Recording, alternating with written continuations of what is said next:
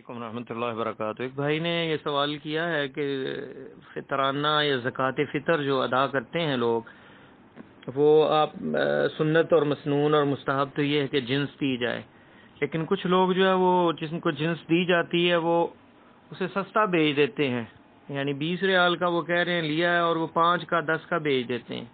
تو اس کا مطلب ہے جس کے ہاتھ میں وہ زکوٰۃ فطر دی گئی وہ محتاج نہیں ہے جو اسے بیچ رہا ہے آگے۔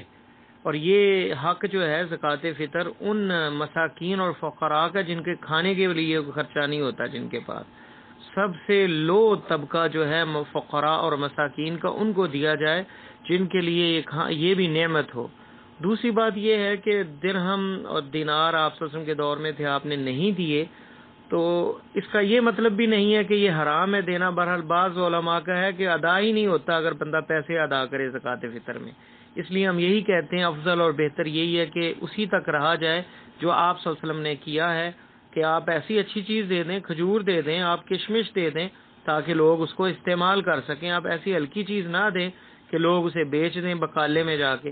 اور ایسے لوگ اختیار کریں، ایسے خاندان اختیار کریں جو مالی طور پہ بہت کمزور ہوں۔ ہر بندہ اپنی وسعت کے مطابق جو ہے وہ خرچ کرے۔ ایک بندے کو اللہ نے کروڑوں روپے دیے تو اب وہ گندم یا چاول تقسیم نہ کرے، وہ کشمش لے، وہ بادام لے، وہ کوئی اور اچھی چیز جو قیمتی چیز ہے وہ دے لوگوں کے گھروں میں، تو اسے لوگ پھر بیچیں گے نہیں جا کے۔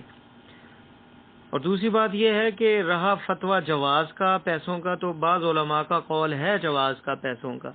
تو اگر ایسی جگہ پہ آپ رہتے ہیں جہاں کوئی فقیر اور مسکین ہے ہی نہیں ہے، سب پیسوں کے محتاج ہیں، تو ایسی شکل میں اس فتوے پہ عمل کیا جا سکتا ہے جو پیسوں کی زکوٰۃ پیسوں کے ذریعے دینے کے قائل ہیں، کہ آپ کوئی بھی جنس دینا چاہتے ہیں اس کی قیمت کا اندازہ لگا کے پیسے دے سکتے ہیں۔ واللہ تعالی اعلم۔ السلام علیکم ورحمۃ اللہ وبرکاتہ۔